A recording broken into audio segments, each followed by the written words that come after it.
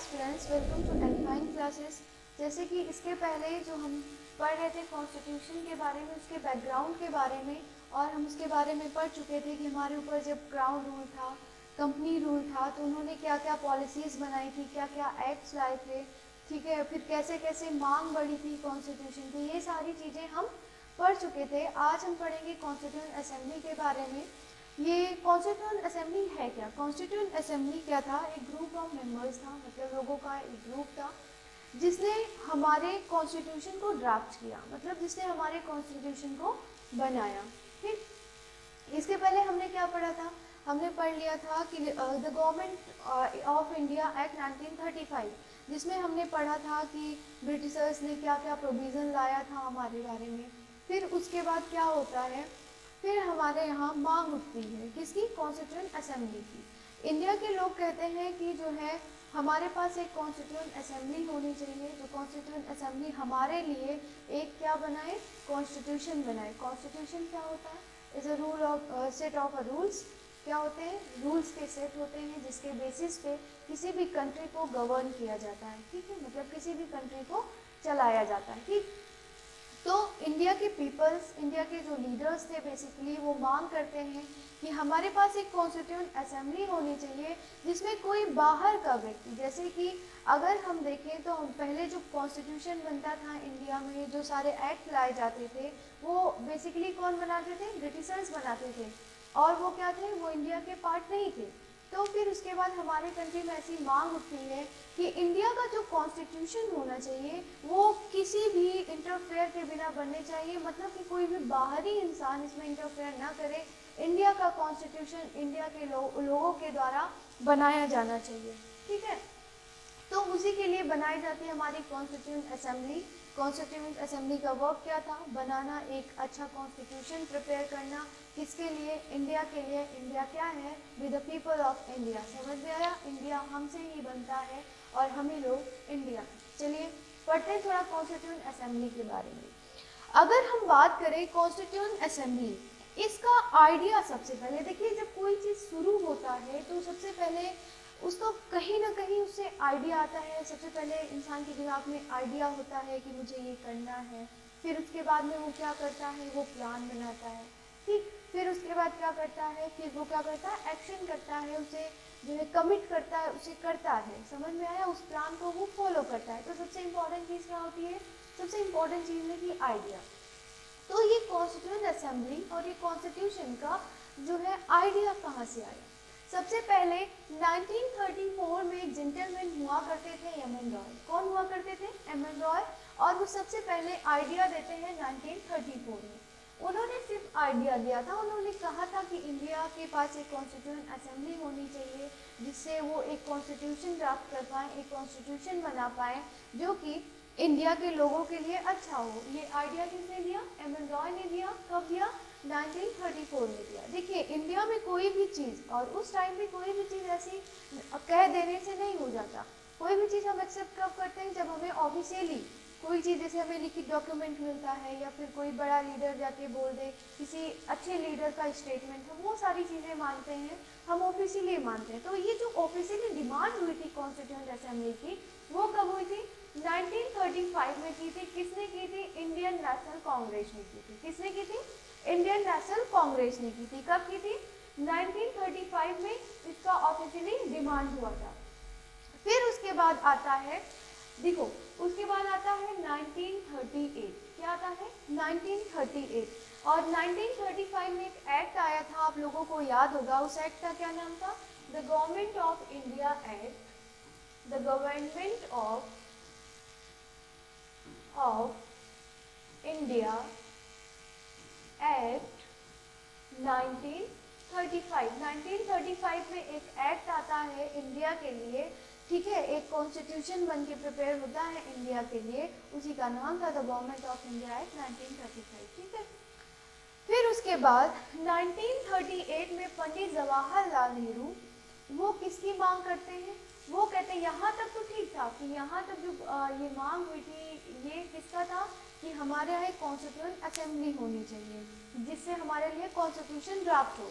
लेकिन 1938 में क्या होता है? पंडित जवाहरलाल नेहरू कहते हैं वो एक स्टेटमेंट देते हैं कि वो जो आईएनसी थे ना, इंडियन नेशनल कांग्रेस, ठीक है, वो कहते हैं हमारे यहाँ जो बनेगा कॉन्स्टिट्यूएंट असेंबली जो बनेगा, वहाँ के जो मेंबर्स होने चाहिए वो किसी बाहर के लोग नहीं होने चाहिए, मतलब कोई भी जैसे ब्रिटिशर्स नहीं होने चाहिए, और वहाँ के जो मेंबर्स हो, मतलब जो ये हमारे पार्लियामेंट नहीं, जो ये हमारे कॉन्स्टिट्यूएंट असेंबली में मेंबर्स बैठे, वो मेंबर्स कोई बाहरी नहीं होने चाहिए। वो कौन होने चाहिए? उन मेंबर्स को लाया जाना चाहिए यूनिवर्सल एडल्ट फ्रेंचाइज। मतलब कि इसका मतलब क्या होता है? एडल्ट फ्रेंचाइज का मतलब है जितने भी वयस्क, मतलब जितने भी एडल्ट हैं, एडल्ट का मतलब उस टाइम पे 21 प्लस, मतलब 21 ईयर के जो भी लोग हैं, इंक्लूडिंग वुमेन्स, सभी लोग क्या जो 21 ईयर्स के हों, वो लोग 21 या उससे ज़्यादा ईयर्स के हों, वो सभी लोग वोटिंग करें, और वोटिंग से ही वो मेंबर आए। कहाँ के मेंबर? कॉन्स्टिट्यूएंट असेंबली के मेंबर, ठीक है।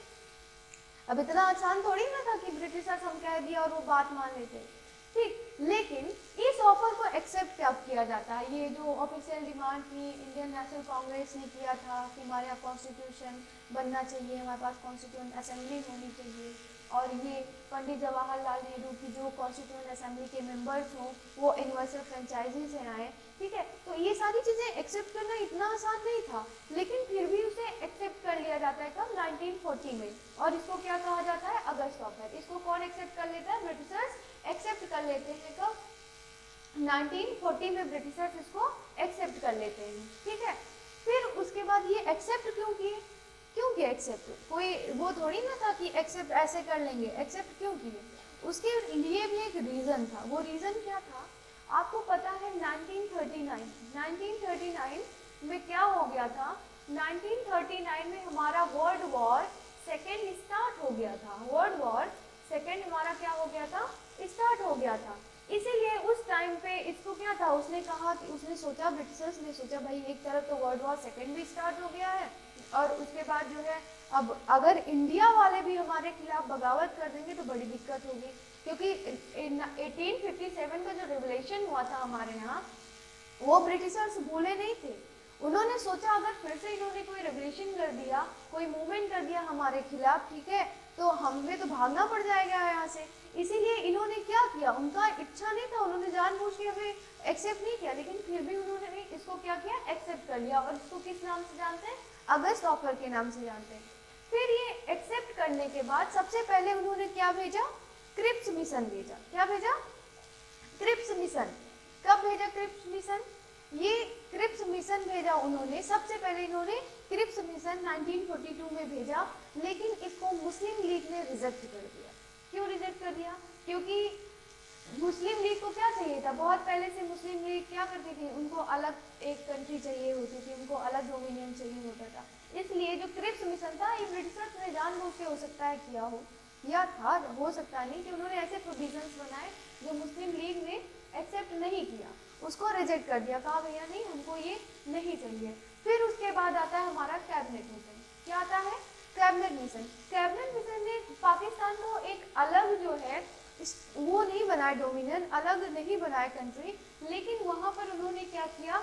मुस्लिम और सिख्स को रिजर्वेशन दे दिया। मतलब कि उन्होंने कॉन्स्टिट्यूएंट असेंबली में कुछ सीटें फिक्स कर दी कि इन सीटों पे जो मेंबर्स होंगे वो मुस्लिम होंगे या तो सिख्स होंगे, ठीक, सिख होंगे, ठीक है, समझ में आया? क्योंकि ब्रिटिशर्स बड़े चालाक थे, ब्रिटिशर्स चाहते थे इनको आपस में लड़ा उड़ा के जो है इधर उधर कर दिया जाए, ठीक है। तो उन्होंने क्या किया? रिजर्वेशन दिया। किसने दिया? कैबिनेट मिशन ने।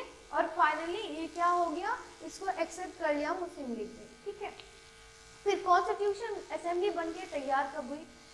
1946 में कॉन्स्टिट्यूएंट असेंबली हमारी बनके तैयार हो जाती है। कब? 1946 में हमारी कॉन्स्टिट्यूएंट असेंबली बनके तैयार हो जाती है। उसकी जो फर्स्ट मीटिंग होती है वो 9 दिसंबर 1946 में होती है। कब होती है? 9 दिसंबर 1946 में। एक बार फिर से देखेंगे। सबसे पहले उन्होंने एक्सेप्ट किया ये सारी चीज़ों को। कब? कौन सी सारी चीज़ों को, वो भी देखते हैं शुरू से। सबसे पहले ये कॉन्स्टिट्यूशन का आइडिया किसने दिया? एम.एन. रॉय ने दिया। कब दिया? 1934 में। कब दिया? 1934 में। और जो ऑफिशियली डिमांड हुई थी वो 1935 में आईएनसी ने, इंडियन नेशनल कांग्रेस ने करी, ठीक है। फिर उसके बाद 1938 में पंडित जवाहरलाल नेहरू जी एक मांग करते हैं कि जो इंडिया की कॉन्स्टिट्यूएंट असेंबली होनी चाहिए उसमें कोई भी बाहर का व्यक्ति इंटरफेयर ना करे, मतलब कि इंडिया के लोग ही होने चाहिए। और जो कॉन्स्टिट्यूएंट असेंबली में लोग आए, जो कॉन्स्टिट्यूशन असेंबली के मेंबर्स बने, वो कैसे आए, यूनिवर्सल एडल्ट फ्रेंचाइज होके आए, मतलब कि इसको बोलते हैं सार्वभौमिक वयस्क मताधिकार, मतलब कि सभी जो 21 उस टाइम पे इसी को माना जाता था 21 ईयर से हो या फिर उससे अबव के लोग जो हैं, इंक्लूडिंग वुमेन्स को भी राइट टू वोट था। उन्होंने कहा ऐसे मतलब कि universal adult franchise by the voting आनी चाहिए, जो जितने भी एडल्ट पर्सन्स हैं इंडिया के वो वोटिंग करेंगे, ठीक है। ये सारी चीजें एक्सेप्ट कब करी गई, ये सारी चीजें एक्सेप्ट करी गई 1940 में। 1940 में क्यों एक्सेप्ट करी गई आपको पता है, ठीक। आगे फिर उसके बाद क्रिप्स मिशन भेजते हैं, जो कि मुस्लिम लीग क्या कर देता है, रिजेक्ट कर देता है। उसके बाद आता है कैबिनेट मिशन जिसमें मुस्लिम और सिख को क्या दिया जाता है, रिजर्वेशन, मतलब कुछ सीटें कर दी जाती हैं, फिक्स कर दी जाती है। फिर 1946 में हमारा क्या बन जाता है, कॉन्स्टिट्यूएंट असेंबली बन जाता है। जो कॉन्स्टिट्यूएंट असेंबली की पहली मीटिंग होती है वो कब होती है, फर्स्ट मीटिंग 9 दिसंबर 1946 में। कब होती है, 9 दिसंबर 1946 में होती है। और जैसे कि अगर कोई असेंबली है, कोई ग्रुप है, तो उसको लीड करने के लिए भी कोई होना चाहिए ना, क्या होना चाहिए, उसको लीड करने के लिए भी कोई होना चाहिए।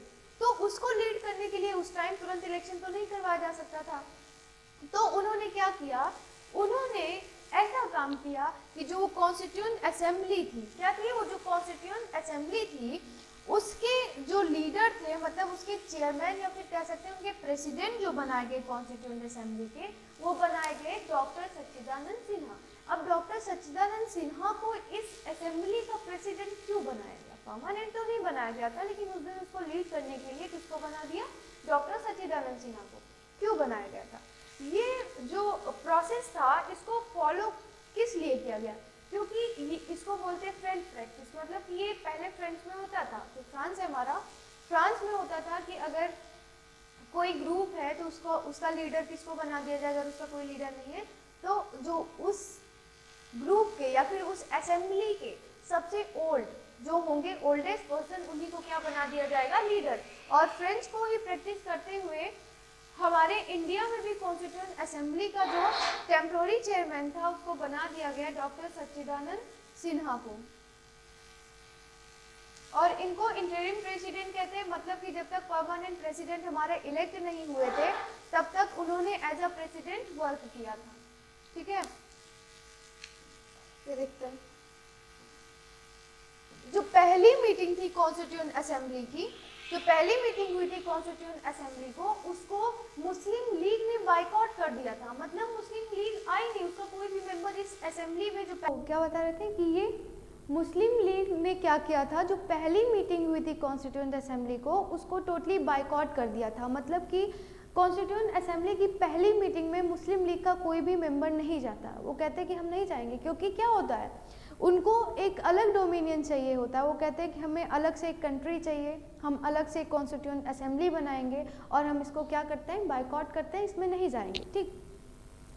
और फिर जो दूसरी मीटिंग होती है, फिर उसके बाद 13 दिसंबर 1946 में 13 दिसंबर 1946 में क्या करते हैं, जो जवाहरलाल नेहरू जी थे वो क्या करते हैं, ऑब्जेक्टिव रेजोल्यूशन पास करते हैं, उसका प्रपोजल देते हैं कि हमारे ऑब्जेक्टिव रेजोल्यूशन था क्या, ऑब्जेक्टिव रेजोल्यूशन में था कि हमारे कॉन्स्टिट्यूशन में क्या होना चाहिए, क्या सारे प्रोविजंस होने चाहिए, ये सारी चीज़ें था ऑब्जेक्टिव रेजोल्यूशन में। और इसको कब पास करते हैं, 13 दिसंबर 1946 में, कौन, पंडित जवाहरलाल नेहरू, ठीक है। और जब हम जानते हैं जब पहली मीटिंग हुई थी, तो पहली मीटिंग में जो थे डॉक्टर सच्चिदानंद सिन्हा क्या किए गए थे, वो एज अ टेम्पररी चेयरमैन वो नॉमिनेट किए गए थे, वो इलेक्ट नहीं थे, वो नॉमिनेटेड थे, टेम्पररी चेयरमैन। फिर क्या करते हैं, जब सेकेंड मीटिंग होती है तो उसमें डॉक्टर राजेंद्र प्रसाद को इलेक्ट किया जाता है एज अ परमानेंट प्रेसिडेंट, क्या, एज अ परमानेंट प्रेसिडेंट किसको इलेक्ट किया जाता है? डॉक्टर राजेंद्र प्रसाद को, ठीक है। और 2 वाइस प्रेसिडेंट भी इलेक्ट किए जाते हैं। कौन थे? H C. Mukherjee and B T. Krishnamachari,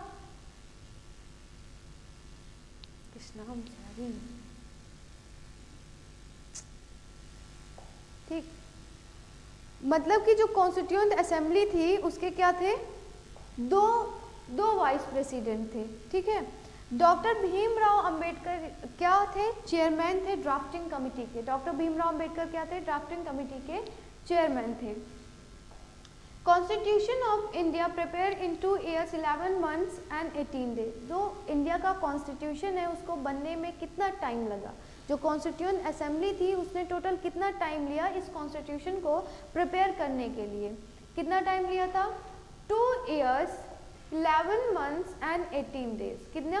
2 years 11 months and 18 days लिया था हमारे कॉन्स्टिट्यूशन को प्रिपेयर करने के लिए। एक बार इसको ठीक से समझते हैं, ठीक है।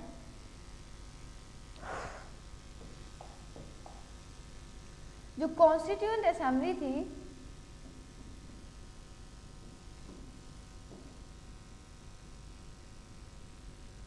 कॉन्स्टिट्यूएंट असेंबली की जो पहली मीटिंग होती है वो कब होती है?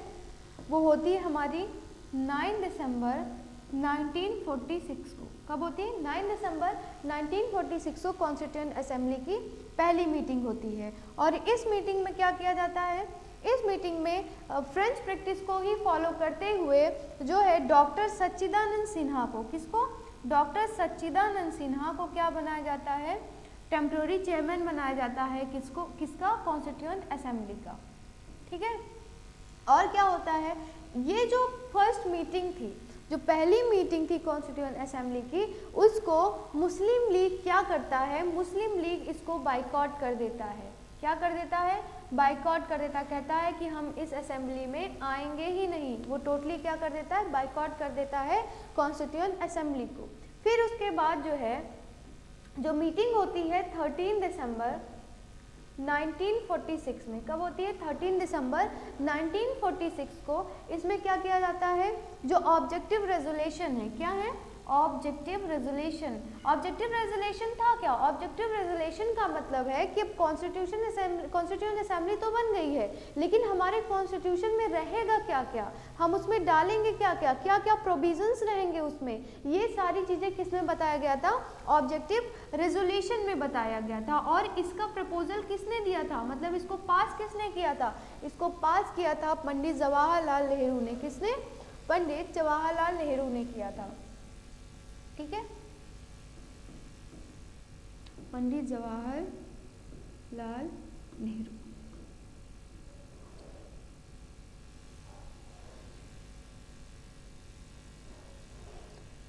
उसके बाद क्या होता है? इस कॉन्स्टिट्यूएंट असेंबली के दो क्या थे? 2 वाइस प्रेसिडेंट इलेक्ट किए जाते हैं। ये जो थे सच्चिदानंद सिन्हा, ये नॉमिनेटेड थे। क्या थे? नॉमिनेटेड थे, इलेक्टेड नहीं थे। इसके 2 वाइस प्रेसिडेंट क्या किए जाते हैं? इलेक्ट किए जाते हैं। और एक परमानेंट प्रेसिडेंट को इलेक्ट किया जाता है, ठीक है। Rajendra Prasad and H C. Mukherjee and V T. ठीक है, ये तो हो गया।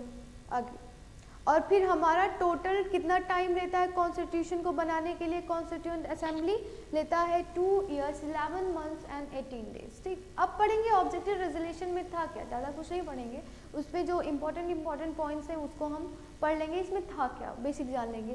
This constituent assembly declare it's firm and Solan resolved to proclaim India as independent sovereign republic, draw up for her future governance। मतलब कि ये जो ऑब्जेक्टिव रेजोल्यूशन था इंडिया को क्या बना दिया था? इसने कहा कि इसके बाद हम इंडिया को क्या करेंगे? रिपब्लिक बनाएंगे, सोवरेन बनाएंगे। रिपब्लिक का मतलब है क्या?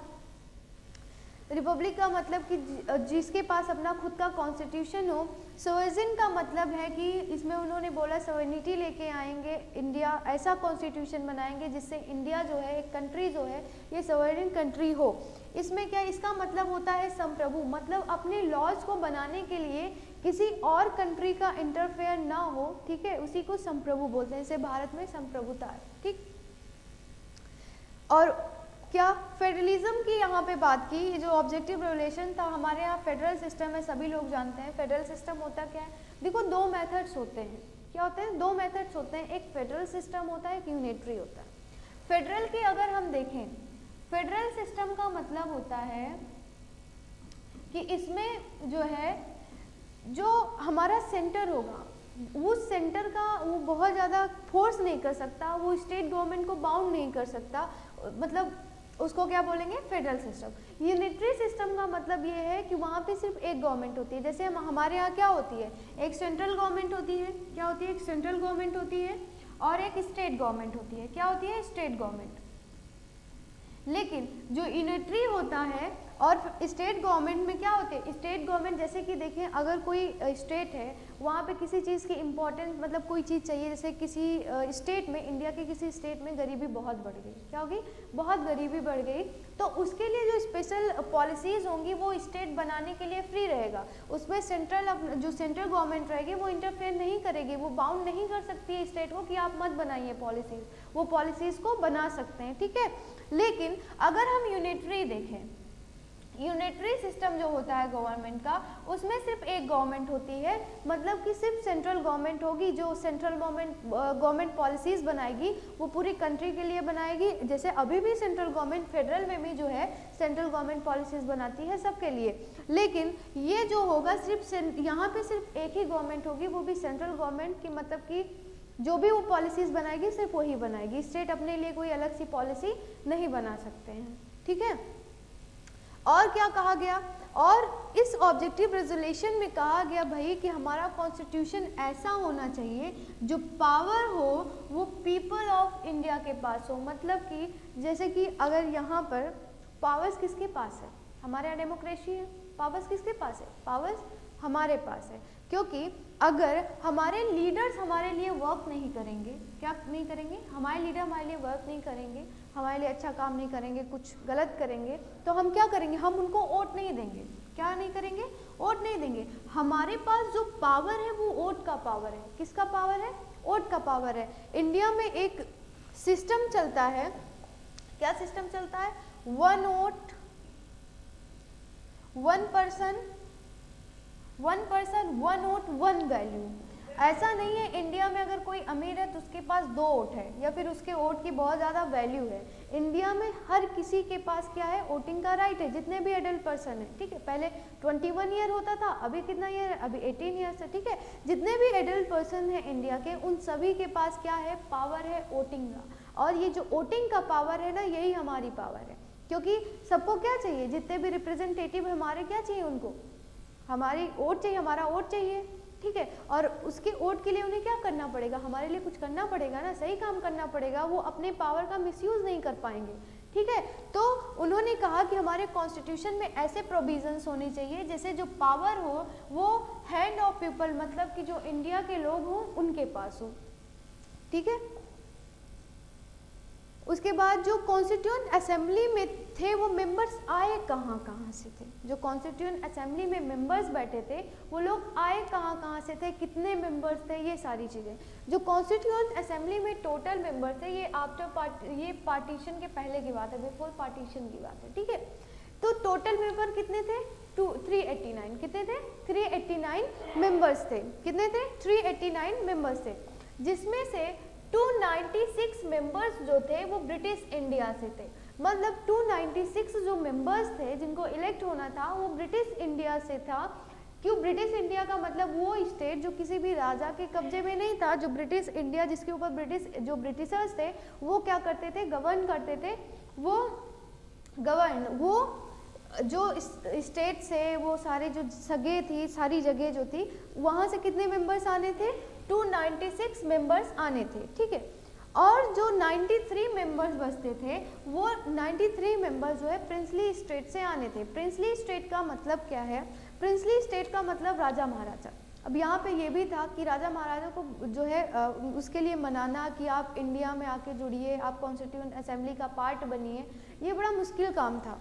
राजा लोग क्या कहते थे, भाई हम क्यों आए, हमारा राज्य है, यही तो कर रहे थे। अगर वो लोग यूनाइट हो जाते तो कोई और कंट्री हमारे ऊपर क्या आती ही नहीं, हमारे ऊपर कोई एडमिनिस्ट्रेशन जो इतना गंदा सा करके गई ब्रिटिश, उसके बाद इतने सारी जो कंट्रीज बाहर के आके हमारे ऊपर अटैक करी, वो होता नहीं। वही था कि जो प्रिंसली स्टेट थे, प्रिंसली स्टेट आने के लिए माने नहीं, एकदम जो है वो माने ही नहीं, वो बोले कि हम नहीं आएंगे। स्टार्टिंग में उन्होंने वो आए भी नहीं, फिर धीरे धीरे जब उनके पास कोई ऑप्शन ही नहीं बचा तो वो धीरे धीरे फिर कॉन्स्टिट्यूएंट असेंबली को ज्वाइन किए। तो जो 93 सीट्स दी गई थी, किसको दी गई थी? प्रिंसली स्टेट को दी गई थी, ठीक है। और फिर ये जो 296 ब्रिटिश इंडिया को दी गई थी, ये भी 2 पार्ट में डिवाइड थी। कितने पार्ट में? 2 पार्ट में डिवाइड थी।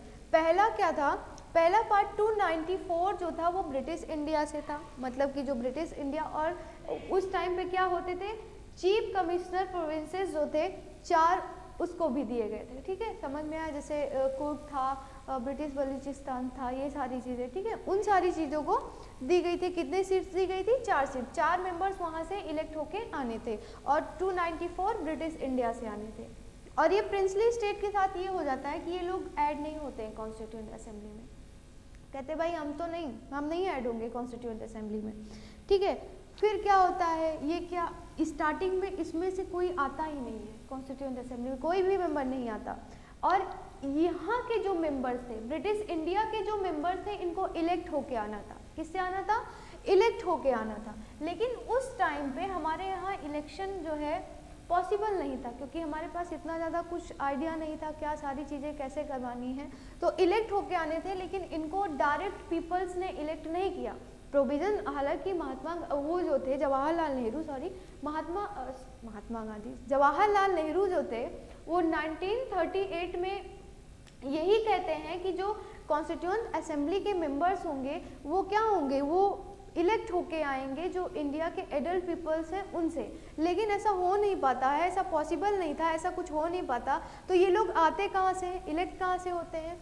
ये आते हैं जो उस टाइम के प्रोविंसेस होते थे। जैसे हमने बताया था, एक 2 लेजिस्लेचर होती थी, एक होती थी सेंट्रल लेवल पे, सेंट्रल लेजिस्लेचर होती थी, और एक क्या होती थी, एक प्रोविंशियल लेजिस्लेचर होती थी। तो ये लोग जो आए थे ना, ये लोग प्रोविंशियल लेजिस्लेचर से आए थे, ठीक है, समझ में आया? ठीक है, आगे देखते हैं। ये सारी बातें कब की है? ये सारी बातें सबकी उस टाइम की है जब इंडिया और पाकिस्तान डिवाइड नहीं हुआ था, मतलब 2 अलग अलग डोमिनियंस नहीं बने थे।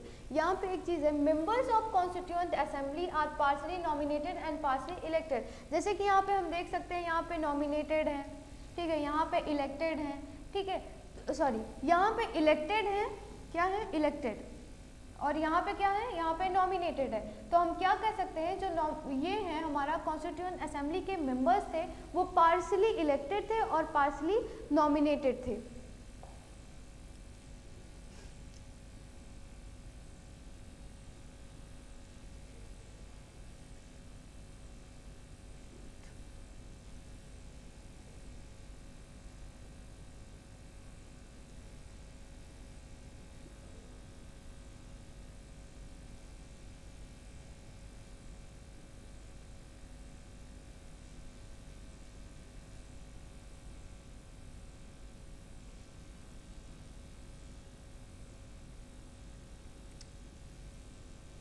यहाँ पे एक चीज़ नहीं है, उसको मैं बता देती हूँ। जब हमारा कॉन्स्टिट्यूशन अडॉप्ट कब हुआ था, देखो हमारा कॉन्स्टिट्यूशन बनने में कितना टाइम लगा था? कॉन्स्टिट्यूशन बनने में हमारा टाइम लगा था टोटल, कॉन्स्टिट्यूशन में बनने में हमारा टोटल टाइम लगा था 2 years 11 months एंड 18 days, ठीक है। इतने दिन के बाद जो है हमारा जो कॉन्स्टिट्यूशन था वो फाइनली बनके रेडी कब हुआ था? रेडी हो गया था 26 नवंबर 1949 को हमारा कॉन्स्टिट्यूशन बनके प्रिपेयर हो गया था और अडॉप्ट भी हो गया था। क्या हो गया था? अडॉप्ट भी हो गया था। कब? 26 नवंबर 1934 को 26 नवंबर 1949 को हमारा कॉन्स्टिट्यूशन बनके रेडी हो गया था और इस दिन इसको अडॉप्ट भी कर लिया गया था, जिस दिन हम लॉ डे मनाते हैं। आपको पता है ना, जिस दिन 26 नवंबर को क्या मनाते हैं? लॉ डे मनाते हैं हम लोग, ठीक है। फिर उसके बाद क्या हुआ? अब ये जो कॉन्स्टिट्यूशन बनके रेडी हुआ था, इसमें था क्या क्या? वो सारी चीज़ें समझते हैं। जो हमारा कॉन्स्टिट्यूशन बन के प्रिपेयर हुआ था उसमें टोटल कितने पार्ट थे? अगर हम पार्ट की बात करें तो टोटल 22 पार्ट्स थे। कितने पार्ट्स थे? 22 पार्ट्स थे, ठीक। और कितने आर्टिकल थे? 395 इसमें आर्टिकल्स थे टोटल। ओरिजिनली 395 आर्टिकल, मतलब जब हमारा कॉन्स्टिट्यूशन बन के प्रिपेयर हुआ था उस टाइम पे कितने आर्टिकल्स थे? 395, ठीक है। पार्ट की बात हो गई, पार्ट 22, आर्टिकल 395 और शेड्यूल, कितने शेड्यूल थे? शेड्यूल थे 8 शेड्यूल। कितना शेड्यूल था? 8 शेड्यूल था। बाद में इसमें जो है ऐड हुआ, कई पार्ट ऐड हुए, शेड्यूल ऐड हुए। जैसे 9 शेड्यूल तो जो फर्स्ट अमेंडमेंट हुआ था उसी में भी 9 शेड्यूल जो है ऐड हो गया था। तो सबसे पहले देखेंगे शेड्यूल्स के बारे में।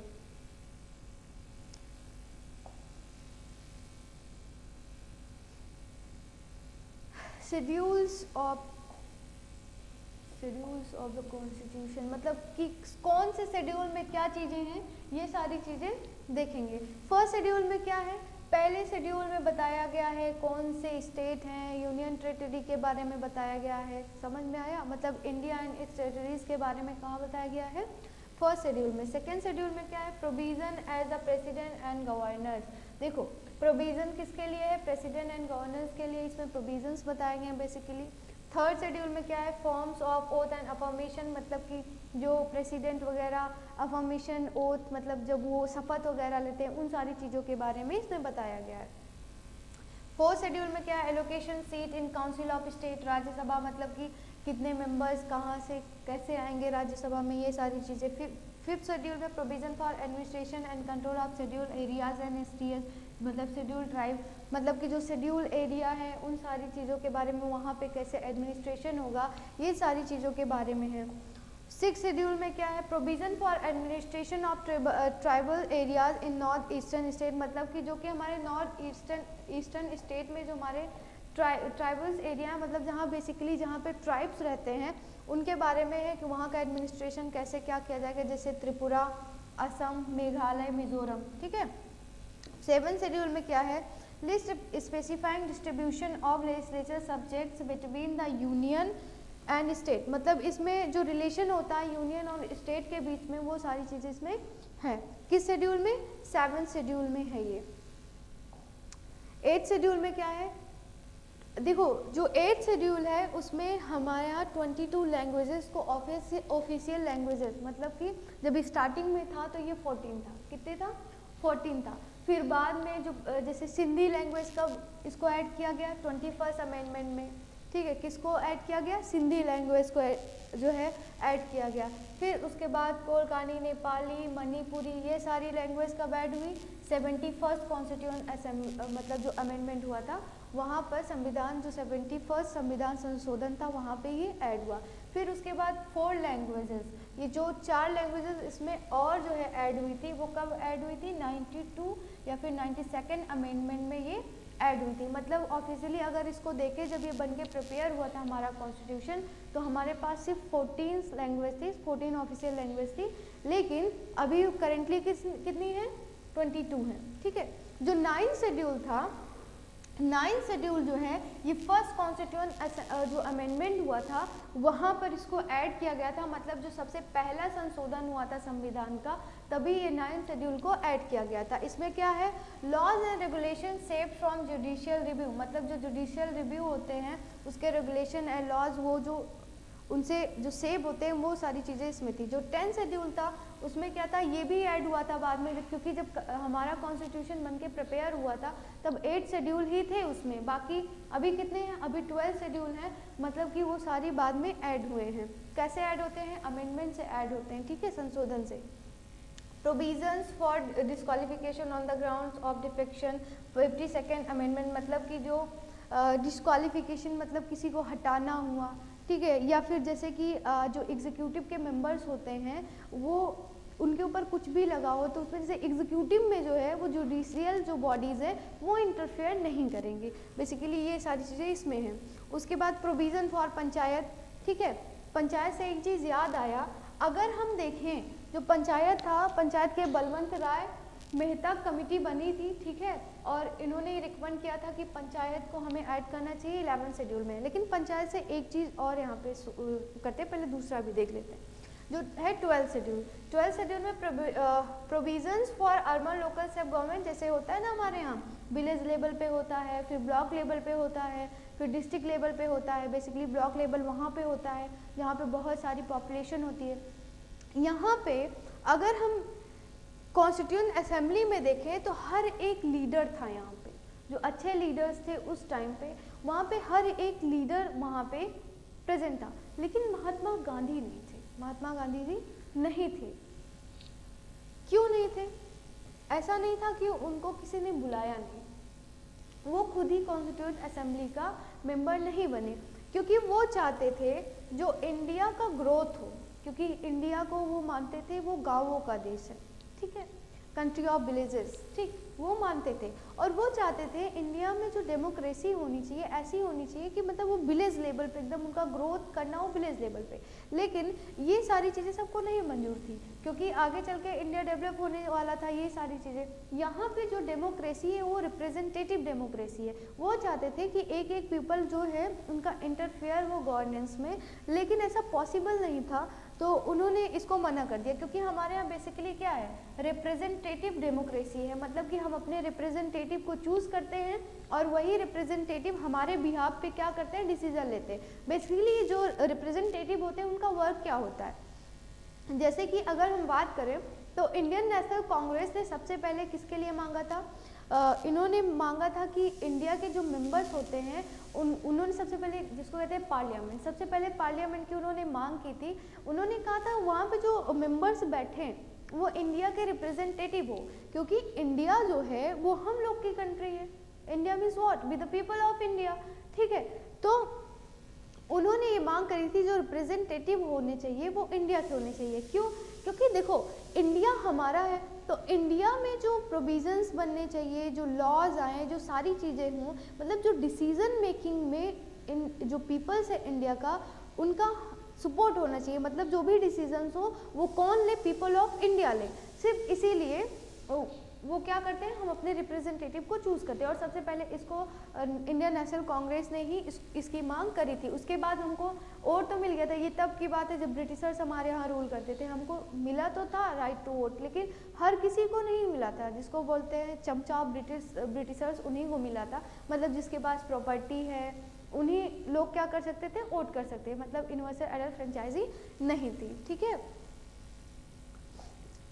और इसमें पढ़ लेते हैं जैसे अर्बन लोकल सेल्फ गवर्नमेंट के बारे में पढ़ते हैं। जैसे कि ये कब ऐड हुआ था, 74th अमेंडमेंट में ये ऐड हुआ था, ठीक है। और ये कब ऐड हुआ था, provision for panchayat 73rd amendment में ये ऐड हुआ था, ठीक है।